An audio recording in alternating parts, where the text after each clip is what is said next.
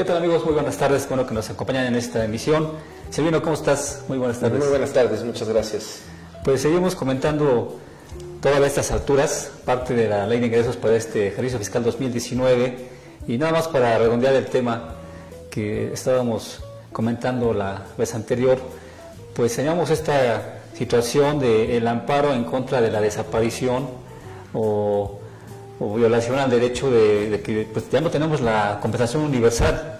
¿Y qué va a pasar si nos podíamos amparar? ¿Y cuál sería el efecto de este amparo, ¿no? Eso es que nos quedó pendiente. Sí, platicamos la ocasión anterior las violaciones a los derechos fundamentales, analizamos si era nada más una cuestión financiera o era una cuestión de contravención a derechos patrimoniales, etcétera. Bueno, pues ahora, si tú lo permites, era analizar en qué momento se puede promover el amparo. Diríamos que el amparo se podría presentar a partir de la primera. Hay varias opciones, desde luego, pero la primera sería a partir de que se presenta la declaración del primer mes, donde se genera un saldo a favor. A partir de esa fecha tendríamos 15 días para promover el amparo. Digamos que si se presentó la declaración de enero, se presenta en febrero, pues entonces en esa declaración de cualquier impuesto que se genere un saldo a favor, tendríamos 15 días para promover el amparo en contra de esta medida del artículo 25, fracción sexta, ¿no? Sería un amparo, desde luego, indirecto, es de los llamados amparos contra leyes.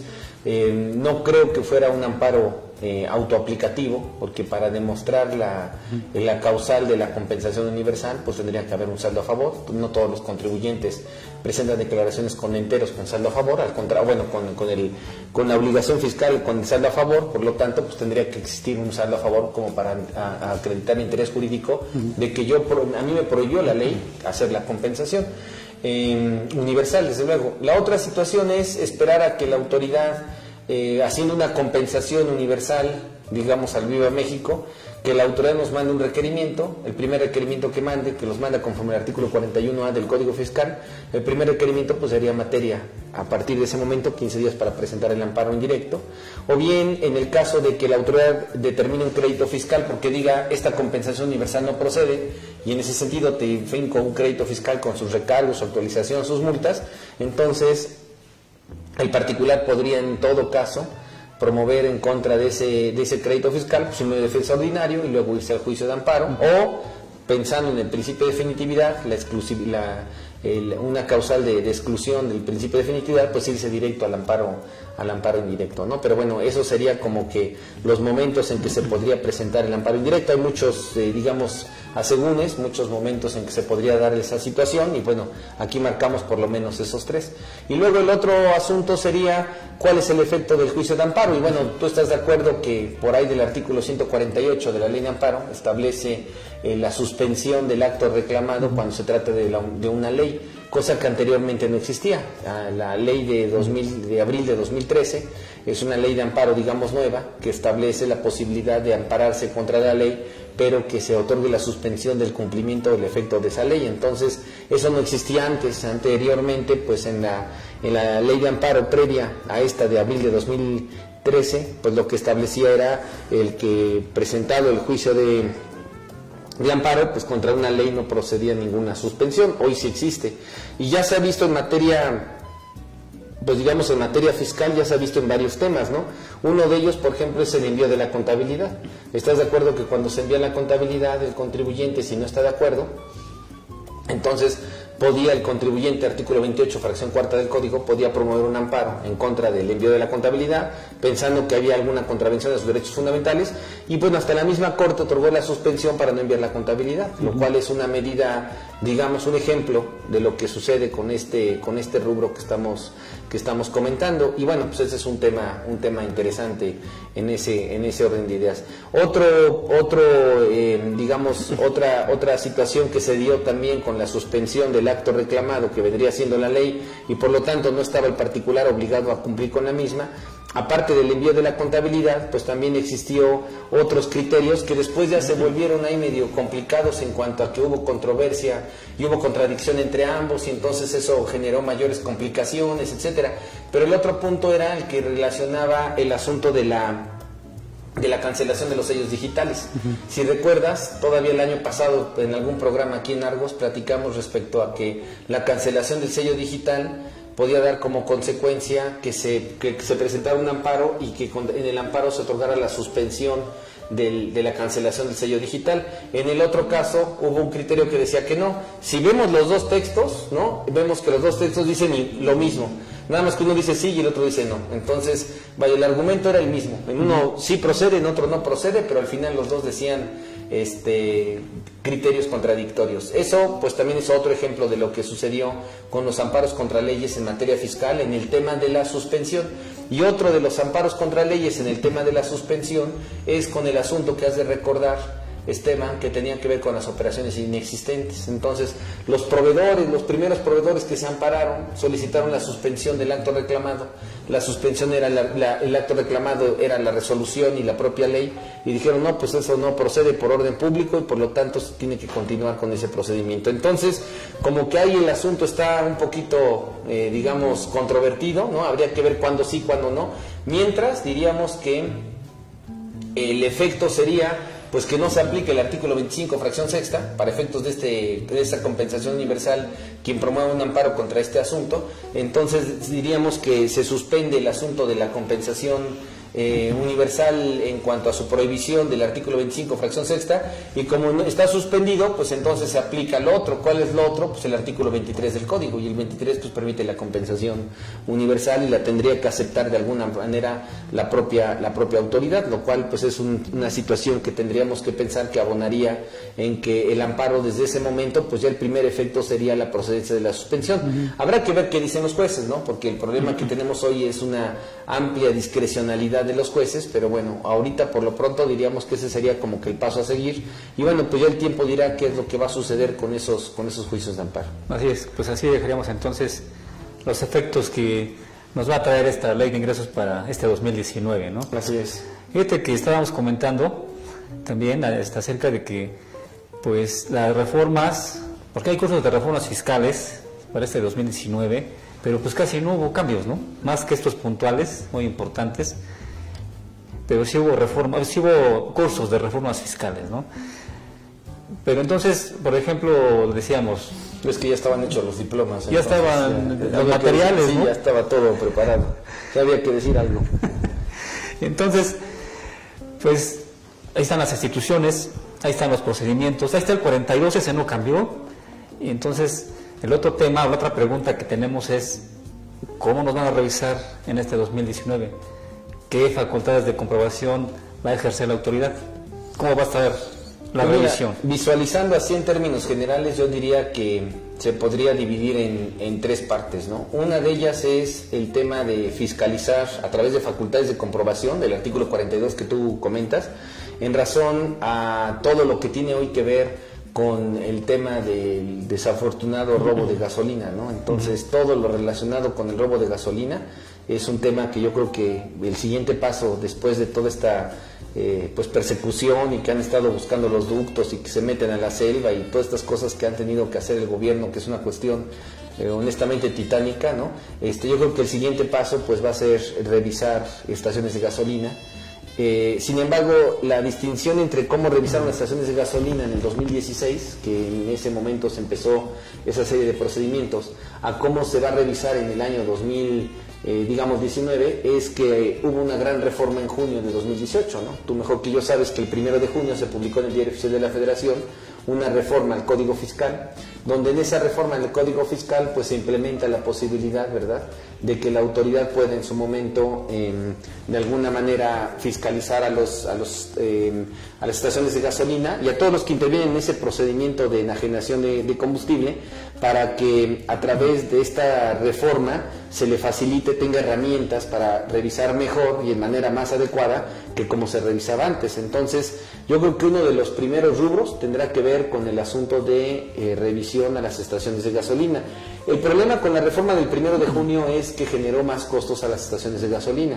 Los controles volumétricos, los requisitos de los controles volumétricos, los equipos donde hay que comprarlos, las verificaciones que hay que hacer constantemente con laboratorios, todo eso que de alguna manera marca el artículo 28, fracción primera del Código Fiscal, pues ha ampliado los costos de las estaciones de gasolina. Y uno de los efectos, digamos, desafortunados y que tienen que ver con la economía es pues que para una estación de gasolina pequeña, pues digamos que ya no va a ser negocio tener una estación de gasolina, ¿no? Las de los pequeños empresarios, digamos, mexicanos que tenemos, sobre todo mexicanos que tienen una estación, 2 estaciones de gasolina, yo creo que tarde o temprano ya no va a ser viable y van a acabar vendiéndolo o rentándolo a las grandes cadenas.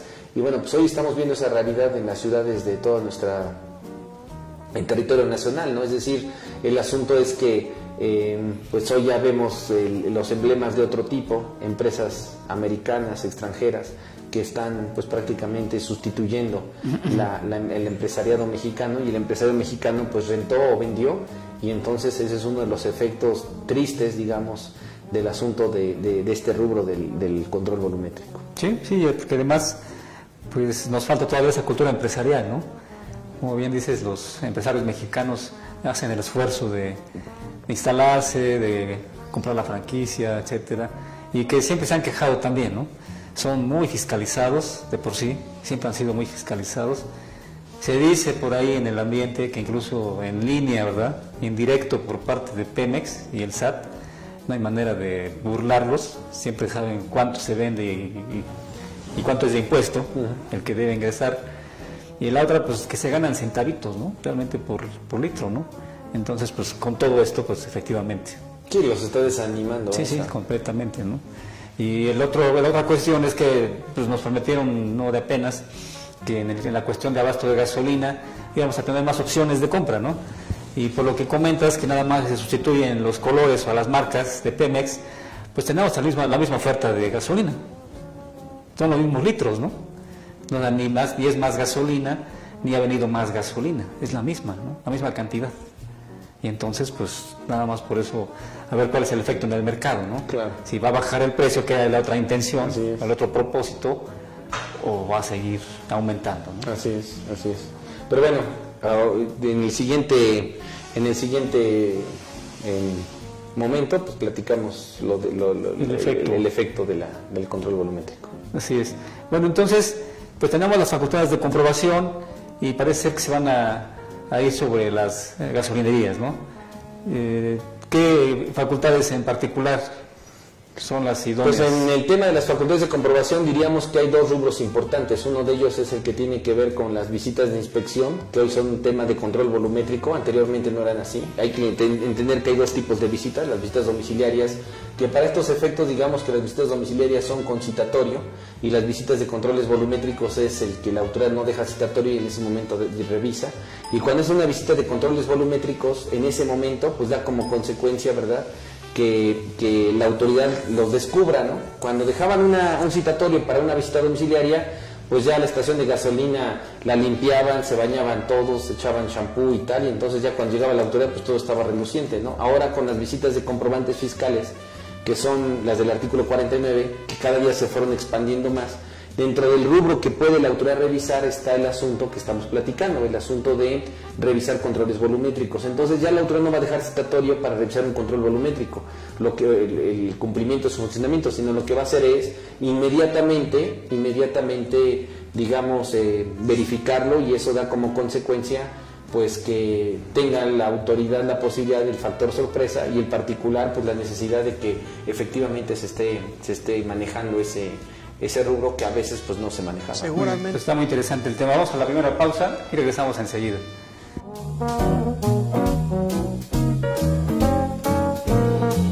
Posibilidad del factor sorpresa y el particular.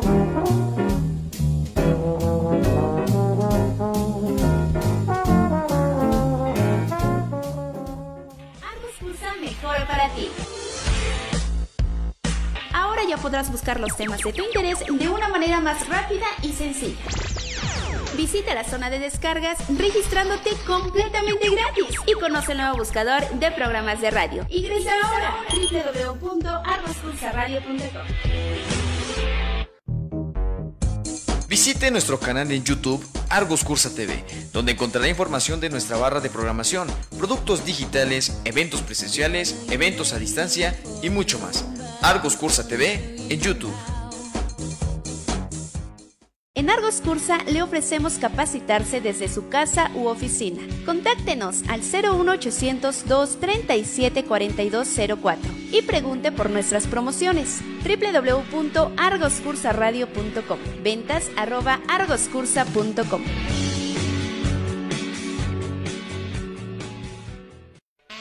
Buscamos que todos nuestros clientes formen parte de Argos Cursa.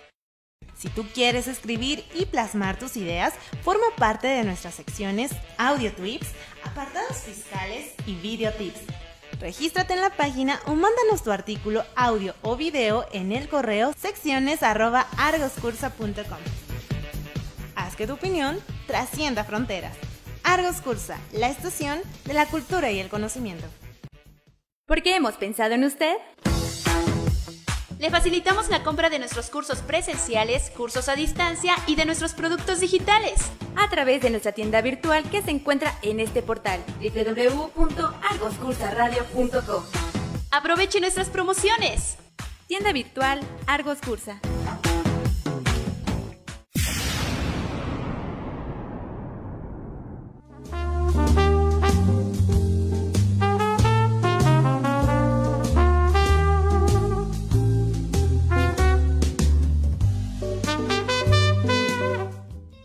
Con ese tema de las revisiones que se van a dar en este 2019, ¿cómo se van a hacer?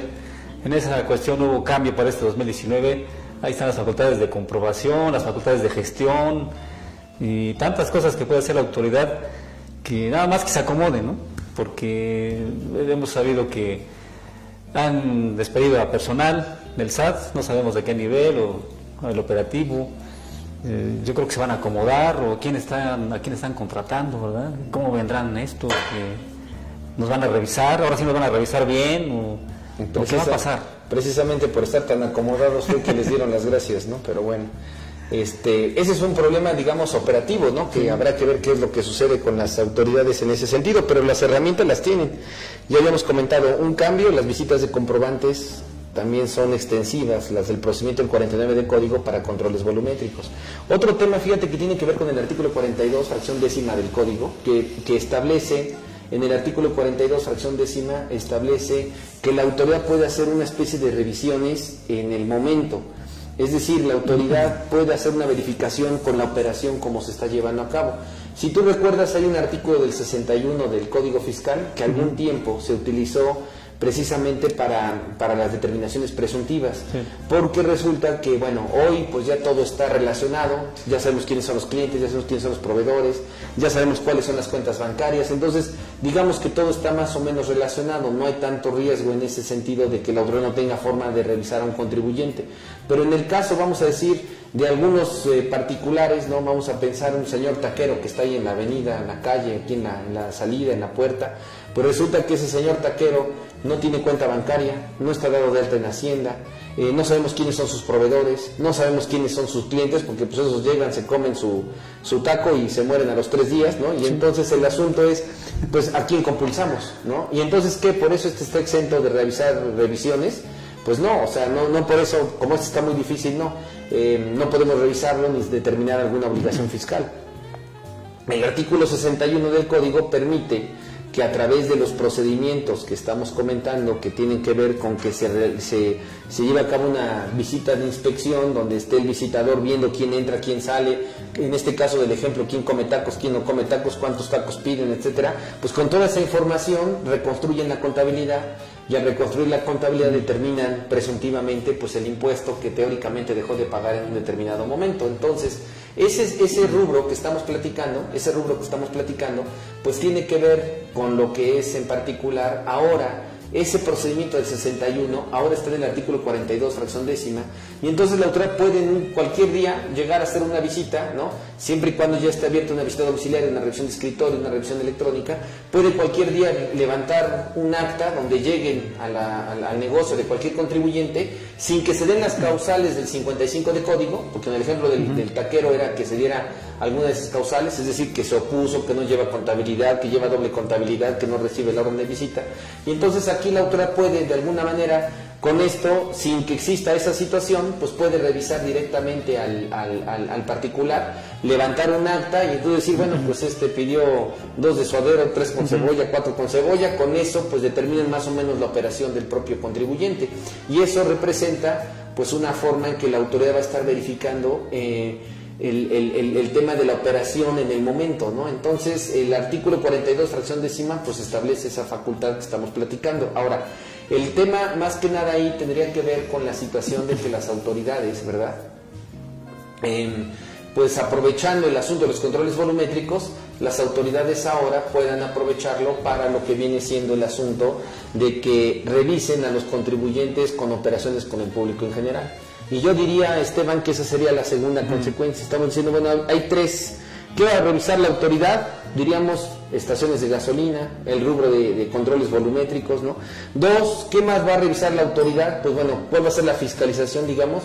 Pues la fiscalización, por lo que se ve en las leyes, por lo que se ve más o menos en lo que dicen las disposiciones legales, pues el segundo es operaciones con el público en general. Gracias a todos estos mecanismos que se reformaron el 1 de junio, pues va a permitir que la autoridad fiscaliza a esos particulares en especial, es decir, a todos los que realizan operaciones con el público en general. Eso les va a beneficiar a la autoridad para revisar, digamos, esas empresas que tienen esas operaciones y que no saben de dónde provienen esos dineros, si efectivamente es público en general o no lo es.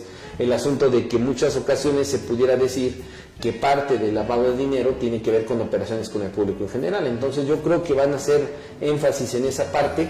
En el año 2017 las autoridades empezaron a hacer otra vez esas revisiones de comprobantes fiscales que ya no existían, pues las volvieron a llevar a cabo nuevamente, y bueno, pues esas revisiones de comprobantes fiscales hoy son una realidad de que las siguen llevando a cabo para verificar sobre todo los que tienen que ver con el público en general. Entonces es un tema interesante y que bueno, yo creo que va a ir encaminado a ese rubro lo que viene siendo esas revisiones. Por eso modifican la ley, por ejemplo, hablando del artículo 83 del código, amplían el criterio de los comprobantes fiscales, establecen una serie de precisiones para que pueda ser materia de infracción y sobre todo de verificación los comprobantes fiscales con el público en general.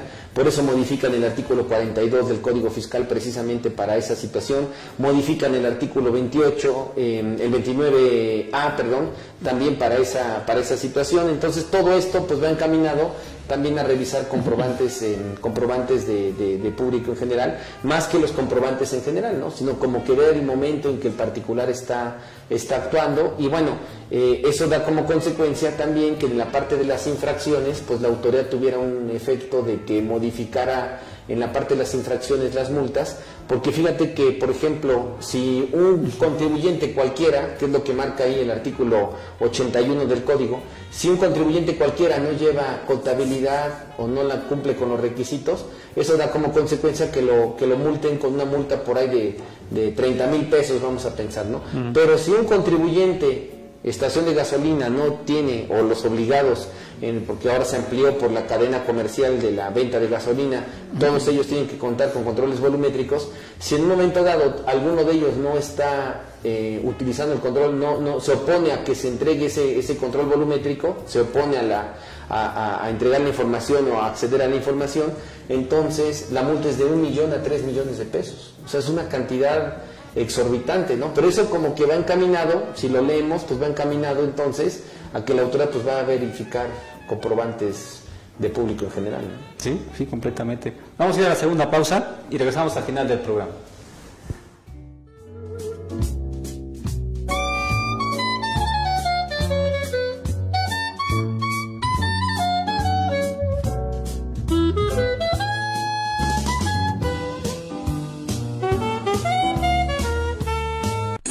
Conoce los beneficios de la membresía Argos Cursa Es un reconocimiento a todos nuestros amigos y clientes que consideran la capacitación como la mejor herramienta para actualizarse y crecer profesionalmente. Si aún no la tienes, adquiérela ya. Renuévala al 01800-237-4204. Ventas @argoscursa.com, www.argoscursaradio.com. La mejor forma de actualizarse y crecer profesionalmente todo el año. Membresía Argos Cursa.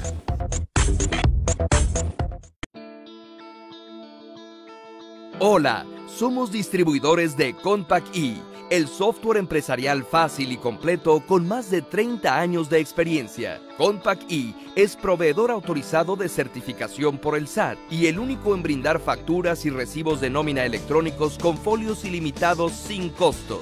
Compact E cuenta con más de 500,000 clientes en todo el país y está presente en más de 400 instituciones educativas. Se adapta a los procesos de un profesionista independiente y de la micro, pequeña y mediana empresa al contar con soluciones integrales para tu contabilidad, nóminas, bancos, flujo de efectivo, compras, ventas, inventarios, cuentas por cobrar y por pagar, entre otras. Si deseas una demostración o una cotización de Compact E, así como servicio de instalación, configuración, soporte y capacitación, estamos a tus órdenes.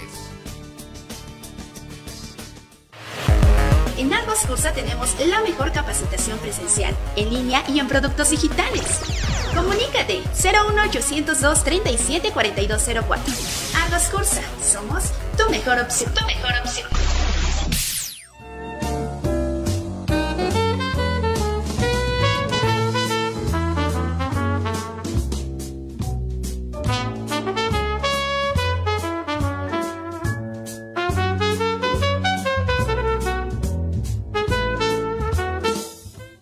Estamos en la parte final de esta emisión. Queremos agradecerles que nos estén acompañando y que se estén comunicando con nosotros a través de los diversos medios de contacto. Pues Silvino, las revisiones van a estar entonces bajo ese rubro, en ese sector, el público en general, pues era como que el último refugio del efectivo, ¿no? Por ahí se movía mucho efectivo, más en estas últimas fechas con las cuestiones del combustible, ¿no? Y entonces, lo curioso es que, como bien dices, es una reforma que se hizo al Código Fiscal el 1 de junio del 2018, pero ¿quién la iba a aplicar o quién la iba a ejecutar, verdad? Como que estaba hecha para este gobierno, ¿verdad? Porque el saliente, bueno, el que salió, pues ya no tenía manera, ¿no? Entonces parece ser que este es el que la va a ejecutar. Claro. ¿Verdad? Pero pues es del 1 de junio, ¿verdad? Eso es lo curioso, como que se quedó ahí como de regalito, ¿no? Así es, en el tintero, ¿no? ¿Sí? Aquí están las armas para que fiscalices, ¿no? Así es. Creo que eso fue lo que sucedió. Sí, porque era lo que se veía venir, ¿no? Tienes que atacar el robo del combustible. Y ahí está, ¿no? No está corriendo el tiempo. ¿Empezamos otra vez? No, o le cortamos el... ¿Sí? Ajá. Pues fíjate de lo que estás comentando, que efectivamente el último rubro tendría que ver, así como consecuencias, diríamos, es primero el asunto de los controles volumétricos, el segundo el asunto de lo que viene siendo las operaciones con el público en general, y el tercero yo creo que tiene que ver con las facultades de gestión. Eso le ha funcionado a la autoridad, porque digamos que cuántos contribuyentes tienen invitaciones, cuántos tienen cancelados los sellos digitales, cuántos tienen problemas de los domicilios fiscales. Todo eso abona a que, vaya, tú mejor que yo lo sabes, que a lo mejor de tus clientes de cada 10, ¿cuántos tienen una auditoría? -3. Pero ¿cuántos tienen problemas de verificación de domicilio, cancelación de sello, listas de operaciones inexistentes? Ya los mandaron al buró de crédito, ya están en las listas negras famosas. Entonces como que el asunto es casi de cada 10, ¿quién tiene problemas con el envío de la contabilidad, ¿no? Entonces de cada 10, pues diría que 11 están metidos en ese problema, ¿no? Entonces, vaya, el problema que hay es que la autoridad está fiscalizando en facultades de gestión, y esas facultades de gestión, pues yo acuso ignorancia en relación a qué tanta posibilidad hay de que se diga que son inconstitucionales, ¿no? Hay un problema ahí de constitucionalidad grave que la Corte no ha querido tomar con seriedad, de que todos esos procedimientos han estado facilitando el cumplimiento de las obligaciones de la fiscalización por la autoridad, pero ha pasado la seguridad jurídica de los particulares por encima, ¿no? Fíjate que uno de los criterios que hay reciente, más o menos de enero, ¿no? De este enero de este año que ya pasó, hay un criterio, hay una jurisprudencia que dice que contra la invitación, la resolución a la respuesta de la invitación son facultades de gestión, entonces contra la respuesta a la invitación no procede un medio de defensa. Entonces te llega una invitación porque tienes depósitos de más de 15,000 pesos en efectivo en tu cuenta, dices que es el ahorro que te prestó Juanito, que te prestó Perenganito, que te donó tu abuelita, y resulta que tú lo presentas, la autoridad te contesta y te dice, pues no estoy de acuerdo con esto. Entonces la Corte ha dicho, pues esto no es materia de un medio de defensa, lo cual es una aberración, porque entonces te quedas en la indefensión de en qué momento te vas a defender. Entonces creo que el problema es que como las autoridades ya se dieron cuenta que en las facultades de gestión el particular está totalmente indefenso, pues es prácticamente como decían en la primaria, ahí está el pan, ¿no? Entonces, pues ahí fiscalizamos. Entonces, y fiscalizan con invitaciones, fiscalizan con verificación de domicilios, fiscalizan con el asunto de la cancelación de sellos digitales. Entonces, el problema es que ahí viven en una incertidumbre espantosa los particulares. ¿Cuántas veces te han hablado para decirte, ¿usted qué opina de la cancelación del sello digital? Pues ya ni siquiera sabes qué decir, porque no sabes ni qué va a pasar, porque al final todo es exactamente contrario a lo que dice la ley. Entonces, el asunto es que el particular vive en una incertidumbre espantosa, y eso es lo que abona a que esa incertidumbre pues le beneficie a la autoridad, pues para que el particular le recaude lo que la autoridad considere. Entonces, yo creo que un tema ahí importante tendría que ver con el asunto de este último de las facultades de gestión, y tal es importante a la autoridad que, fíjate, reforman el 25 de junio del año pasado, reforman el 69B como para precisar los plazos, para tratar de enmendar lo que tenía mal, y por otro lado pues crean un nuevo sistema, ¿no? Un nuevo sistema de fiscalización vía facultades de gestión, que es este tema de la declaratoria de improcedencia de la transmisión de las pérdidas fiscales, ¿no? El 69B bis, que bueno, hasta hace todavía un tiempo, ¿no? No se habían hecho publicaciones sobre las listas negras que existen en este sentido. Entonces, el asunto es que, digamos que las tres consecuencias que existen, o tres formas en que la autoridad podrá fiscalizar, es estaciones de gasolina con controles volumétricos, operaciones con el público en general, y pues a la gran masa, digamos que con las facultades de gestión, ¿verdad? Sí, entonces, ¿tiene con qué? Nada más es que pues los capaciten, ¿verdad? A las nuevas personas que están ingresando al SAT, y pues que no nos toque, ¿verdad? Que no nos toque, porque si no, entonces va a pasar lo que estás comentando, y cómo nos defendemos, o qué hay que hacer, ¿no? ¿Qué se tendrá que hacer? Y pareciera que los tribunales están en un lugar y el contribuyente está en la calle exigiendo algo que en los tribunales no te dejan tocar la puerta, y cuando es esencial la seguridad jurídica, ¿no? Uno de los temas de campaña pues era precisamente el principio de legalidad y la seguridad jurídica, y yo creo que no puede haber seguridad pública si no hay seguridad jurídica, ¿no? Es decir, si cada quien en este país hace lo que quiere, empezando por las autoridades, entonces nunca vamos a tener seguridad pública si no existe primero seguridad jurídica, ¿no? Y ese es uno de los problemas que hoy estamos viendo en el derecho fiscal. En los libros, en la academia, yo diría que la gran crisis que tenemos actualmente pues es precisamente el asunto de la seguridad jurídica, ¿no? Y el derecho fiscal está de cabeza. Por eso decimos que existe un derecho fiscal de la sospecha, porque sospechan de todos, y eso representa pues una contravención hasta el principio de buena fe de los particulares, ¿no? Entonces, hoy diríamos que ese es un tema pues que la autoridad ya tiene los elementos para poder fiscalizar de esa manera, y eso sería lo que pudiera suceder por lo menos en todo este año 2019, y como lo decías en una ocasión anterior, habrá que ver si después hay alguna reforma, sobre todo al Código Fiscal de la Federación, y al reglamento del código, porque si te das cuenta ya el reglamento hay cosas que ya son incompatibles con el código. Por ejemplo, el artículo 70 del reglamento pues ya no es aplicable. Hay muchas cosas del reglamento que ya no son aplicables, entonces hay que hacer un nuevo reglamento del código fiscal, pero mientras pues con lo que tienen es suficiente como para poder fiscalizar a los particulares, ¿verdad? Sí, para fiscalizar sí, ¿verdad? Pero para nosotros defendernos queda muy poco, pero certidumbre jurídica pues no hay nada, ¿no? Sí, así es, esa sería la labor para este 2019, ¿no? Así es. Muy bien. Pues no sé si Silvio quieras agregar alguna otra cuestión en relación a este tema. No, pues ese era el tema ahí que queríamos platicar, a ver si después en la ocasión que viene platiquemos un poquito también de lo que hay un problema ahí grave en la materia fiscal, que es la suplantación de la identidad, que es un tema bien importante, bien trascendente, y que está generando muchas consecuencias, y que los particulares no saben ni siquiera cómo defenderse. Entonces la autoridad el 1 de junio del año pasado dijo, bueno, pues vamos a combatir la suplantación de la identidad. ¿Qué hacemos? Ponemos un delito, con lo cual es pues como que matar mosquitos a cañonazos, ¿no? Entonces, ¿de qué sirve poner un delito, ¿no? Implementar un delito y una pena por esa situación si no existen los mecanismos de seguridad para que el particular se sienta con la certidumbre suficiente de que no va a existir la suplantación de la identidad? Y hoy es uno de los temas más graves que tenemos, porque a cualquiera le pueden robar la identidad. Simplemente vas a una de esas colonias de las que piden identificación y le sacan como 20 copias a tu credencial de lo que sea, y si tú no entregas una credencial oficial y entregas nada más de la Universidad Tres Patines Dominical, pues esa no entras, ¿no? Entonces tienes que entregar documentos oficiales, que esos documentos oficiales los tiene todo el mundo. ¿Y qué efecto o qué seguridad tienes con ese tema, ¿no?